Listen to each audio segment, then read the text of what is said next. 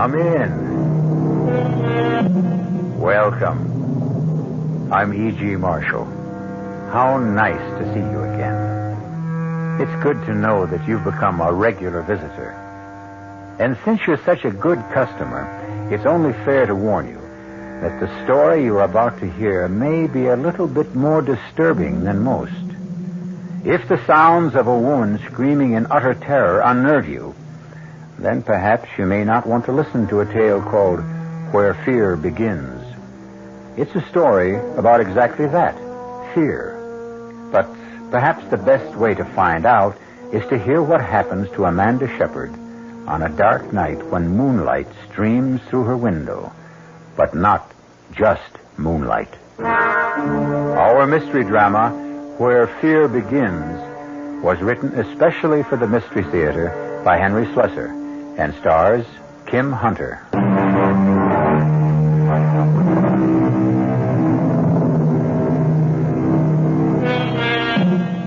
The night is still and peaceful in the small town known as Manassas Valley.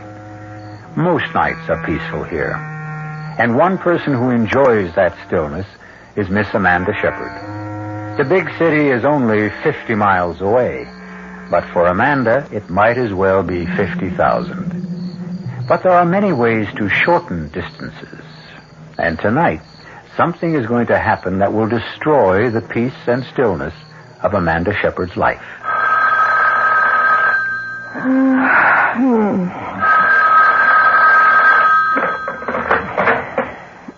Yes. Hello. Amanda, is that you? Yes. Who's this? It's Vera. Vera? Oh, for heaven's sake, what's the matter with you? Don't you know what time it is? Amanda, I need help. You've got to help me.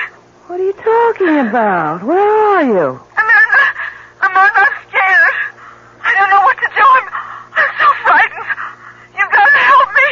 Listen, are you drunk? You've got to come out here. You've got to stay with me.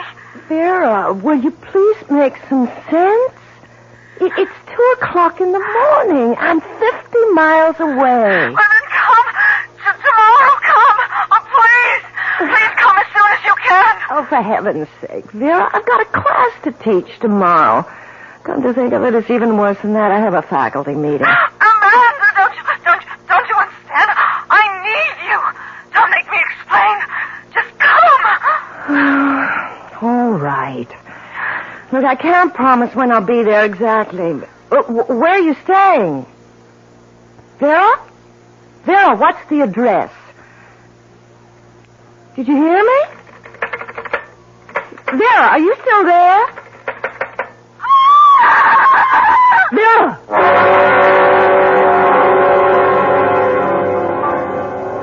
Excuse me.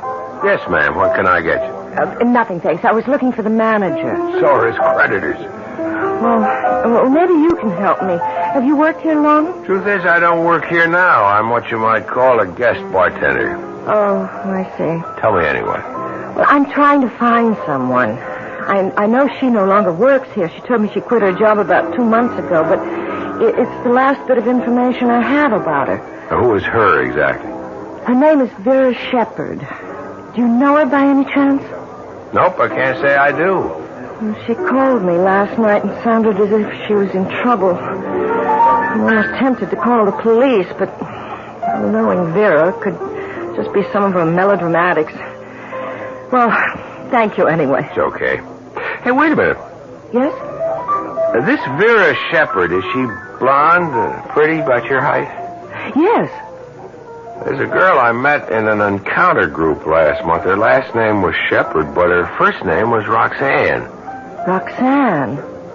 Well, that could be her. She always hated the name Vera. She was always threatening to change it. Look, have you any idea where she might be living? Sure. She lives with me. What? In the same rooming house. Upstairs. In indescribable squalor, I might add. What's a nice lady like you doing with a friend like Roxy? She's my sister. Ouch. Well, Excuse me, I think I'll go see if I can pry my foot out of my mouth. Wait a minute. Where's this squalid rooming house of yours? Number 9 Hudson Street, near the river. If you see a bum sleeping in the doorway, that's the place. Hey, you weren't thinking of going there now. Of course. It's not a good idea. Now, you can't go into a neighborhood like that looking the way you do. What's wrong with the way I look? Wait a minute. My friend Tony will be back here in 5 minutes to take over the bar. I'll go with you. Well, I'm sure I can find it alone. There's some pretty bad customers around there. They don't look any better here. You can trust me. Underneath this dirty shirt beats a heart of pure soap. Well, all right.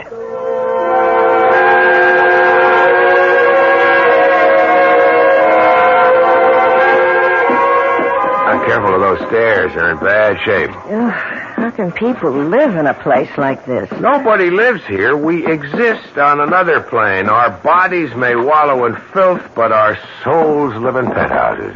Is that what you learned in your encounter group? Well, here's her door. The grand portal of the Princess Roxanne. She has a radio on. I hope that isn't all she has on. Princess is a little hard of hearing. She must be home. Let me try. Vera? Vera, you in there? Might be asleep or stoned. Maybe she just went out and left the radio on. Look, I'm terribly worried about her. She really sounded dreadful. She said she was frightened about something. I could always break the door in. It's pretty flimsy. Do you think we should? Just say the word. All right. Please. That's the word. By the way, what did you say your name was? Amanda Shepard. My name is Kurt Davies. Pleased to meet you. There. That was easy. Come on in. Ooh, what an awful place. I told you, indescribable squalor. A beggar must be in here. Vera? Vera, it's me. It's Amanda. Oh, my... Vera! Oh, my God! What is it? Is she sick? Look at her. Look at her eyes. Easy, take it easy. I don't think she's breathing. She's dead. Oh, my God, my poor sister is dead.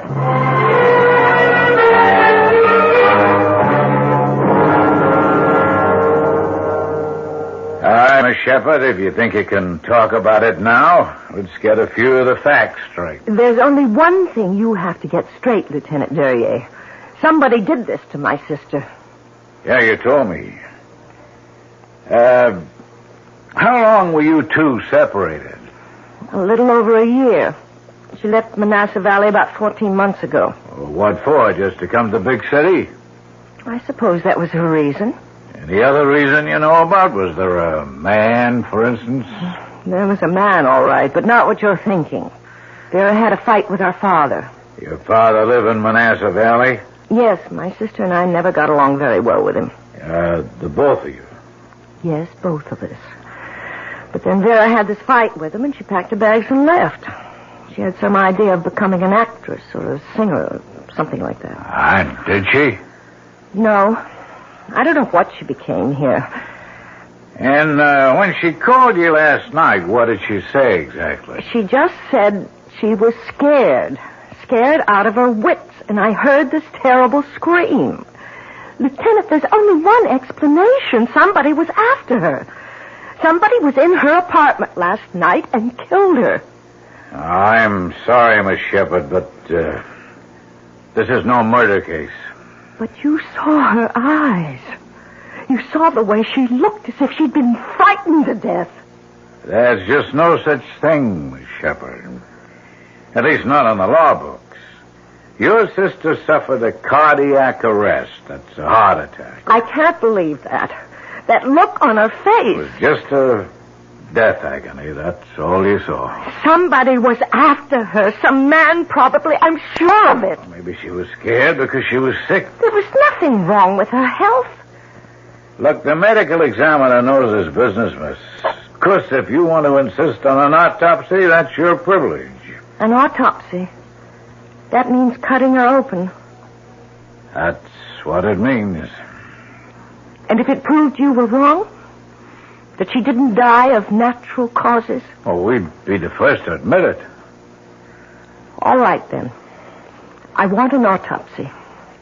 Look, I'm sure that something horrible happened to Vera. Okay, whatever you say, Miss Shepard. I'll be in touch with you. Oh, where will you be staying? I'll be staying right here.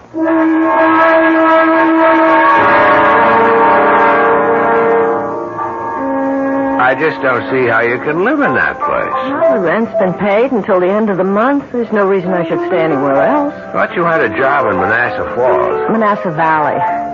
And I do have a job. I teach school.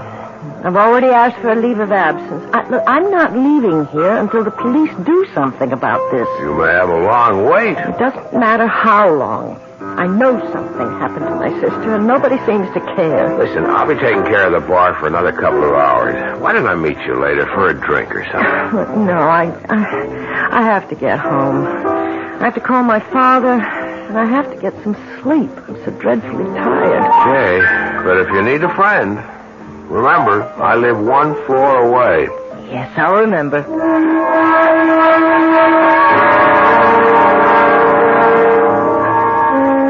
Dad, there was no way I could make the funeral arrangements yet. Why not? Because the police are performing an autopsy on Vera's body to determine the exact cause of death. What? I thought you told me she had a heart attack. Yes, but I still thought it'd be wise to learn more about it. Dad, she was only 26 years old. Yeah, but she wasn't a well girl, Amanda. You know that. She had rheumatic fever when she was a child. Always seemed perfectly well to me. But, Dad, I'm just not satisfied about this. That's all there is to it. That's why I'm not coming home until I find out more. You're a stubborn woman, Amanda. You're just as stubborn as your mother was. All right, Dad. I'll try to speak to you again tomorrow. What's the hurry? You haven't talked 3 minutes with yet. I'm exhausted. I've got to get some sleep. Goodbye, Dad. How can I sleep? How can I? I know I'm just going to lie awake all night. Just thinking about Vera. Oh, Lord, why did I decide to stay in this horrible place? I have to clean it up tomorrow. It's so filthy. At least that'll give me something to do. Oh, if only I could sleep. I wonder if Vera has anything in the medicine cabinet. Won't hurt to look. Yeah, what a mess of bottles. Half of them are empty. What's this one? Aspirin. Oh, wait a minute. This one's marked. For sleep. Thank God. It's the only way I'll get to close my eyes tonight.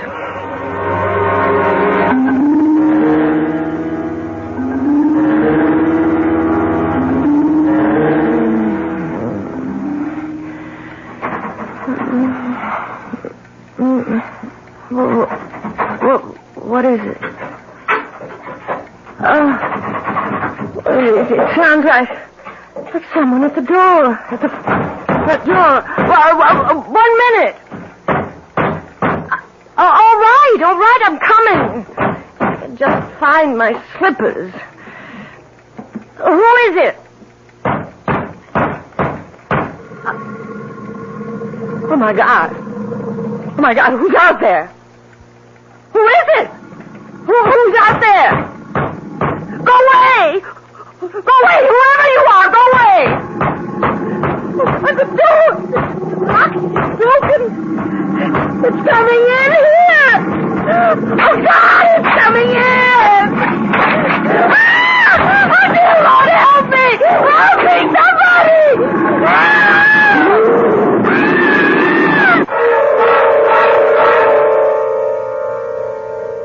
Well, now that's what I would call an unexpected visitor.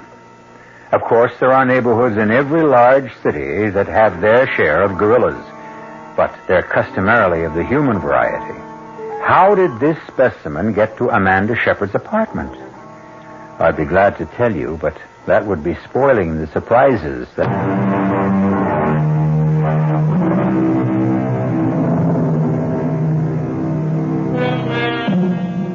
And now, here's the second act of Where Fear Begins.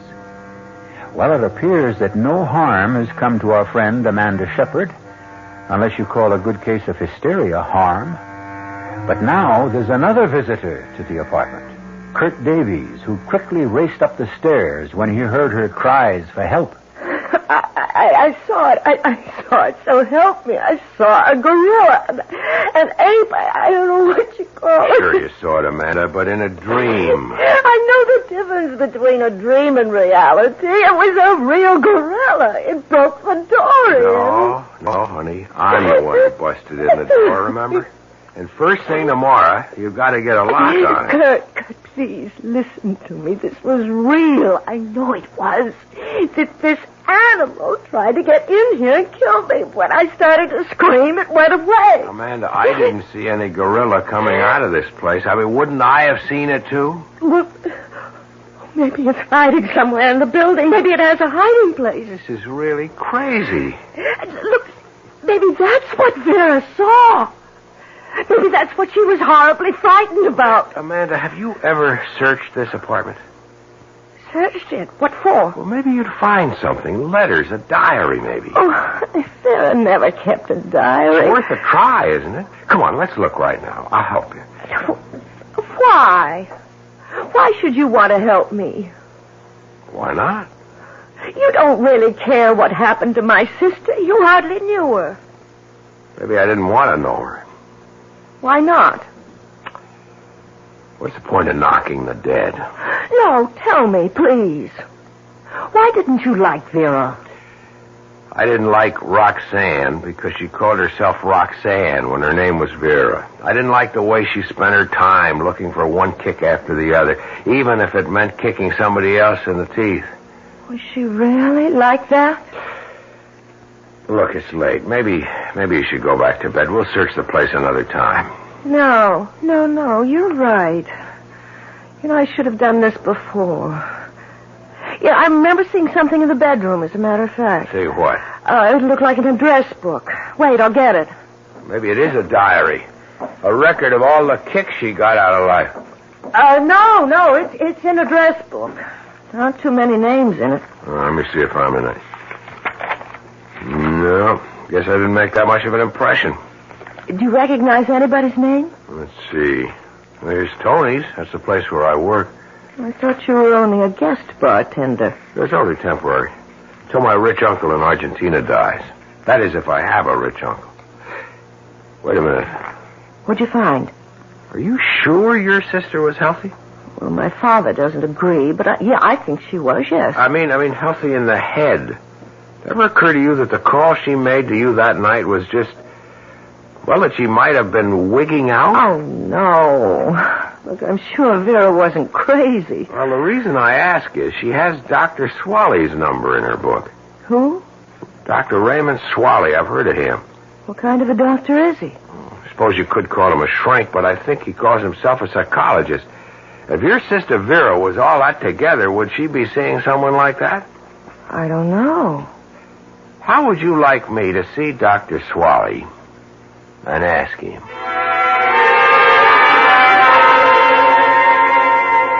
No, the name isn't familiar, I'm afraid. But I won't trust my memory. I have a book that my secretary keeps for me. She might have called herself Roxanne Shepard. It's a very neat alphabetical book. Miss Riegelman tends to be a little compulsive about her record keeping. I'll have to explore her subconscious one of these days. No, there's no one of that name who was my patient. Maybe you knew her personally. Oh, I'm quite sure I didn't. Yeah, but your name was in her address book. She might have heard about me. You mean she might have taken down your name but never called you? That's possible, isn't it? I guess so. How old did you say the girl was? 26. Pity. And the cause of death? They called it cardiac arrest, but her sister doesn't believe it. She insisted that an autopsy be performed. Was it? Yes. And the result? Negative. It was heart failure, all right. Well, then, why isn't the lady satisfied? Because she still thinks that people can die of fright. Pure and simple fright. What's the use of my staying any longer, Kurt? I'm just packing up Vera's things and leaving. You want me to help you? No, I'm just taking everything that belonged to her, not even trying to sort it out. Don't forget the stuff in the medicine cabinet. I'll bring it to you. Most of the bottles are empty. So I see, but this one isn't. What's this, Amanda? Sleeping pills. I took one of them last night. Hey, wait a minute. Let me see that again. Kurt, look. The label. How about it? It says Dr. Swally. What? You said that Swally denied that Vera was his patient, yet he prescribed these sleeping pills. Are you sure? Well, see for yourself. Well, what do you know? Now, why would he lie about something like that? I don't know. He must be hiding something. I have to know what it is. Yeah, but how? If he lied to me once, he'll lie again. Look, what if I went to see him? But I told him about your being Vera's sister. What if I didn't go there as Vera's sister? If I went as a patient?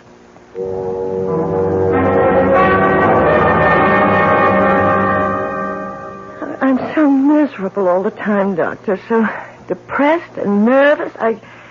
I don't want to wake up in the morning. I want to go right on sleeping, hibernating from the world. Do you think you can help me? Well, that all depends. How much do you know about my treatment? Well, not really very much. Just that I've heard you've been able to help people. But you must have also heard that my therapy isn't quite orthodox. Well, no, I guess I've never heard that. Oh, don't be alarmed. Basically, I'm a Freudian. I believe in the theory of the subconscious, but I look at it slightly differently. I call the subconscious the dungeon of the human mind, the place where we hide all our guilty fears. The conscious mind tries to forget their existence, but they cry out and rattle their chains and make our lives miserable. Do you understand? I think so. Personally, I believe that fear is the true enemy of mental health. What I try to do for my patients is eliminate fear. We're all afraid of something, aren't we? Right now, you look as if you're afraid of me. No, I'm really very interested. It's one thing to know what we fear. Insects, mice, grizzly bears, high places. But many of our fears are so buried in our minds that we forget their existence. Do you ever have nightmares, Miss Lewis? Yes. In fact, I had one just the other night. I dreamt that a gorilla tried to break into my apartment. It was so terribly real. Are you especially afraid of gorillas? I've never even thought about them, not since I was... For heaven's sake. You were about to say, not since you were a child. Yes, when I was a child, only 4 years old. I'd forgotten all about it. But you remember now. Yes, my father took me to the zoo. I was having a good time until he brought me to the gorilla cage. And it frightened you. Well, at first I was fascinated. I'd never seen anything like it before. So much like a man and not a man. So Daddy picked me up so I could get a better look. And it reached for me. It reached out for me. Oh, God, how could I have forgotten that? I screamed at the top of my lungs. And just the other night you screamed again? Yes. Isn't it incredible? But don't you see what happened? You relived this fearful event of your childhood, what we call a traumatic experience. Now that you've done it, faced it, perhaps you've also uprooted it, along with other repressed fears. Oh, I don't know about that. All I know is I was absolutely terrified. Terrified, yes, but perhaps also purified. Miss Lewis, I'm sure you've heard of LSD, haven't you? LSD? Oh, yes, of course. It's that drug that makes you see hallucinations. No, it isn't the only drug, you know. There's mescaline, psilocybin, and a new derivative of LSD-25, which I've developed, known as EN30. I don't understand. Well, LSD is the chemical shorthand for lysergic acid and diethylamide. A very small amount can produce hallucinations of every form and variety. EN30 is rather different. It produces only one kind of hallucinatory affect. The affect of fear. Fear? Some people call it, incorrectly, the horror drug. It's a powerful hallucinogen, dangerous when used carelessly, but extremely useful under controlled conditions. It goes right to the sub-basement of human consciousness and brings up images from the very place where fear begins, the dungeon of our minds. You mean it makes people see the things that they're afraid of? Yes, usually the things which frightened us when we were children. And what makes it dangerous? The fact that we might be scared to death? Oh, scared to death is a highly inexact term, but in certain cases... In the case of a heart condition? Oh, I would never administer the drug to anyone with such a history. How long does the effect last? Well, it varies greatly among individuals, but like LSD, the effect can often be cyclical. That is, the hallucinations can return on a cyclical basis, even if no EN30 has been taken for several days. This is one reason why controlled use is very important. Dr. Swally, are you giving this drug to all your patients? Oh, no, my dear. Only to a few, and under strictest supervision. And, of course, with their complete understanding and agreement. I see. Yes, I really think I understand now, Doctor. Listen, Amanda, do you know what you're saying? You're accusing Swally of being a criminal. That's why he lied to you. He was afraid to admit that Vera was his patient because he gave her this horror pill of his. And she died. Well, you don't know that for sure. I don't know it. He says he never gave anyone the pill except under controlled conditions. But he lied. He said he'd never give one of those things to someone with heart trouble, but he gave one to Vera. Look, you're all worn out. You better get to sleep, and we'll talk about it in the morning. I'm going to the police in the morning, Kurt. Will you go with me? Amanda, I've already been to the police. What? I saw Lieutenant Duryea. But why? I've been worried about this undercover game you've been playing. So I talked to Duryea, told him about what you were doing and what you suspected. And? Duryea made a check of Swally's records, Amanda. He made it part of the routine police inquiry into your sister's death. What are you trying to say? Swally wasn't lying about it. What? He wasn't lying about your sister. She was never his patient. But the sleeping They pills. must have belonged to one of your sister's roommates, or maybe she just swiped them from somebody else's house. Didn't you tell me that Vera was always swiping things? Oh, Kurt. Then I'm wrong. It wasn't his fault. That's the way it looks. If your sister was having nightmares, she was having them on her own.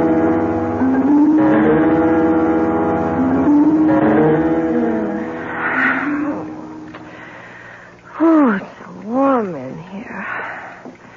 It's too warm to sleep. I've got to open that window or I'll suffocate. It's so hard to open. Oh, there. Whew, that should help a little. What was that? Oh, good Lord. Oh, good Lord, something flew in here. It's right in my room. Ah! It's not a bird, it's a bat! It's trying to get in my hair! Ah! It's in my hair! It's all tangled up in my hair!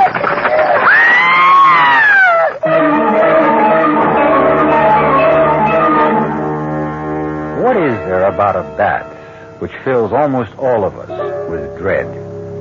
Is it the cape-like wings, the rat-like face, the raking claws, the terrifying screech of their voices? Can anyone blame Amanda Shepard for the cry of horror she emits when that winged monster comes flapping into her room? Or was there really a bat? Was it only a creature of her imagination?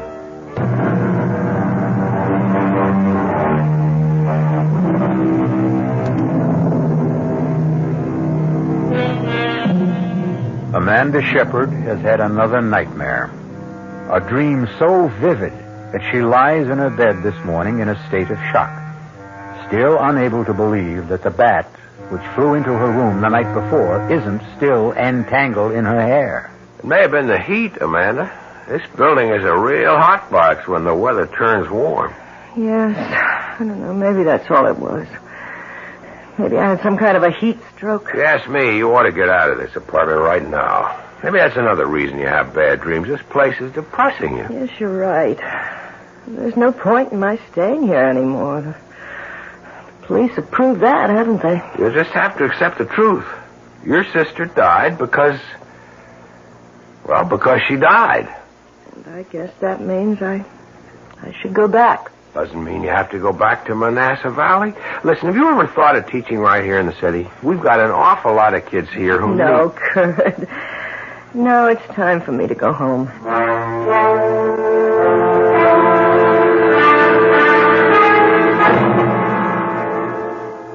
So the whole thing was a waste of time, wasn't it? I suppose so, Dad. I told you you've been stubborn, wasting 2 weeks on a wild goose chase. Dad, don't you understand? Vera died without either one of us being there. She died all alone, in agony. And whose fault was that? Who told her to leave home? All right. Let's not talk about it anymore. Oh, now you even sound like your mother. Whenever she didn't want to hear the truth, she'd ask me not to talk about it We've anymore. said it all, haven't we? I'm going to bed early. I've been sleeping very badly lately. Amanda, wait. Yes, Dad? Look, why does it have to be this way between us? I don't know what you mean. It's been like this for years. This wall of ice between you and me. What put it there? I've asked myself 1,000 times and I still don't know the answer. Maybe you'll never know, Dad. Oh, I know it started right after your mother died. That was when you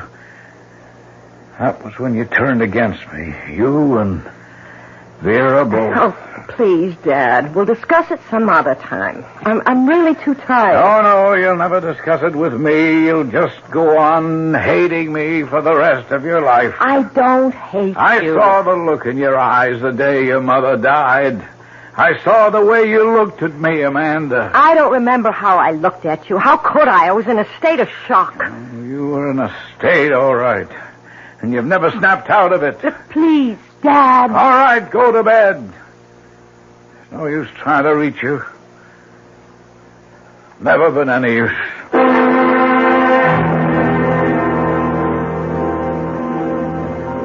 Hi, handsome. Hey, this is turning into a permanent job for you, isn't it? I guess I'm just a natural-born bartender, that's all. What can I get you tonight? Well, how about a Manhattan?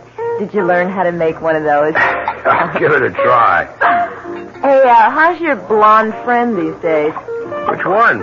I know a half a dozen blondes. You know the one I mean. The one who looks like a school teacher. She is a school teacher. No kidding. And where is she now? Going back to teaching school, I guess. Hey, you really liked her, didn't you? That's what I heard around. I liked her. But she's strictly a small-town girl. Is it true that she was Roxy's sister? That's right. It's hard to believe, isn't it? That Roxy Shepherd would have a sister like that. Hey, did you know that I was her last roommate? What? That's right. I paid half the rent on that filthy pad of hers.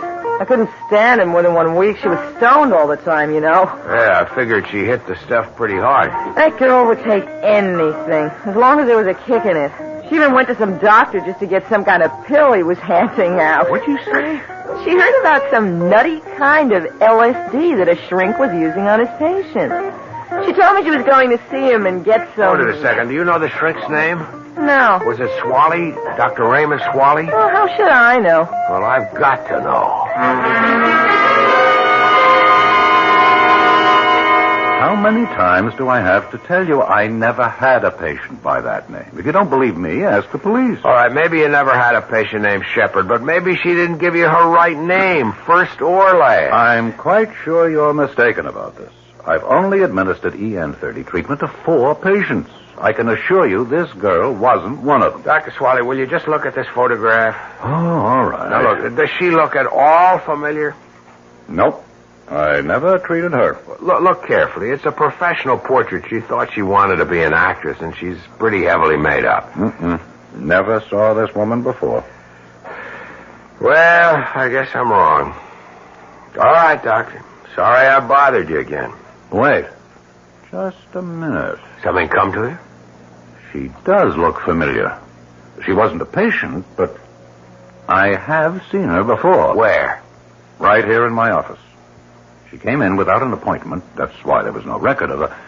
She just sat outside and waited. And did you see her? Just for a few minutes. Just long enough to realize that she wasn't interested in therapy. All she wanted was the drug. EN30. I told her that I wouldn't accept her as a patient, that she wasn't nearly stable enough. I gave her a prescription for a mild sleeping compound, nothing else. But then... Then what? Well, I don't know this for certain. I could be mistaken about it. About what, Doctor? I always suspected that she might have been the one who stole those pills. Wait a minute. Are you saying that Vera Shepard stole some EN30 from you? I can't prove it. It wasn't until days later that I missed them. I remember stepping out of the room for a few minutes to take a call from a hysterical patient. Dr. Swally, Vera Shepard was a klepto. Her sister told me that she stole things all the time. If she stole those pills of yours... Good Lord. Can it really be? The dosage was so large. Too large for safety. If she took them, anything might have happened. Something did happen. She had a nightmare, Doctor. She conjured up a nightmare so terrible that it killed her. Oh, I'm sorry. I didn't mean to hurt anyone. You know that wasn't my intention. Oh, wait a minute. You did say that you gave her a prescription for sleeping pills. Yes, I did. I doubt that she ever filled it. It was the EN30 she really wanted. Then what was in that bottle? What were the pills her sister took? Her sister? Dr. Swally, I've got to get to a telephone.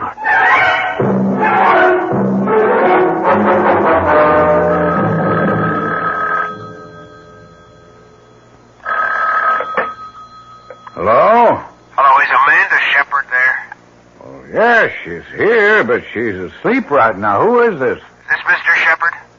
Oh, that's right. Can I take a message? Mr. Shepard, you don't know me. I met your daughter in the city, but it's very important that I speak to her right away. Well, I'm sorry, but I told you she's fast asleep. Would you know if she's taken anything to help her sleep? As a matter of fact, I thought I did see her take something. She's very Listen, tired. Mr. Shepard, you've got to get a doctor for her right now. I know it sounds crazy, but if she took a pill that her sister was using, she may be in danger. Well, wait a minute. What are you talking Please, about? I'm driving out there, but your daughter may be in terrible danger right now.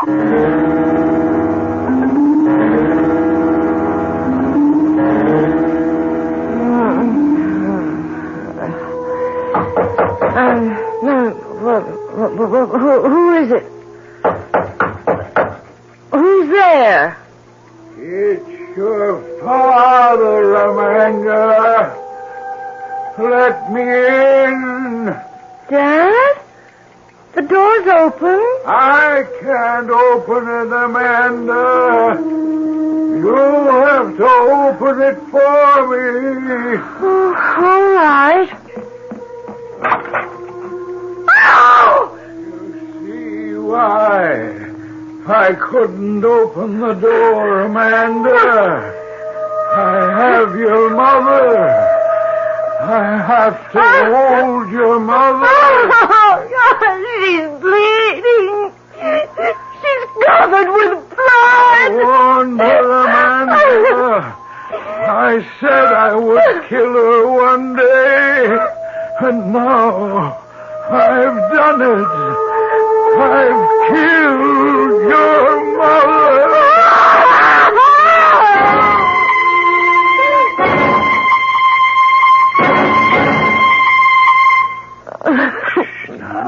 Now, it's all right, darling. It's all right, baby. It's okay now. Oh, my God. Oh, Daddy. It's just a dream, honey. Just a bad dream. Daddy, please hold me.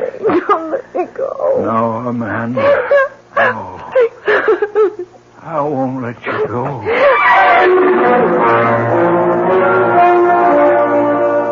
That's what Dr. Swally told me himself, Amanda. He's discontinuing the use of EN30. Says it's far too dangerous to take any more chances with. Frankly, I think he's right. Kurt, do you know what my sensation was? What? I saw my father walking into the bedroom, carrying my mother's dead body. Ouch, that must have been pretty grim. Well, the strange part is, it reminded me of something. Something I'd forgotten a long time ago. What was that? When I was a little girl, I used to hear my father and mother arguing downstairs. Fighting with each other night after night. Well, I was so afraid. Well, it's understandable. But you know what I was afraid of? I was afraid that my father was going to kill my mother. That's an awful thought. Well, it wasn't true, of course, but it was a fear that stayed with me all this time. But now I feel as if I can get rid of it. Kurt, I know it sounds crazy, but wouldn't it be something if it turns out that Dr. Swally had the right idea?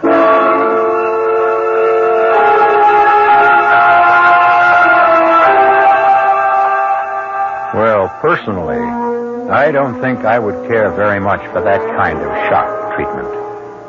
In fact, I think I'd rather have my neurosis and gorillas, bats, and so forth in my house. But to each his own, huh? Our cast included Kim Hunter, Mason Adams, Alan Hewitt, Ian Martin, and Phoebe Doran. The entire production was under the direction of Hyman Brown. This is E.G. Marshall inviting you to return to our Mystery Theater for another adventure in the macabre. Until next time, pleasant dreams.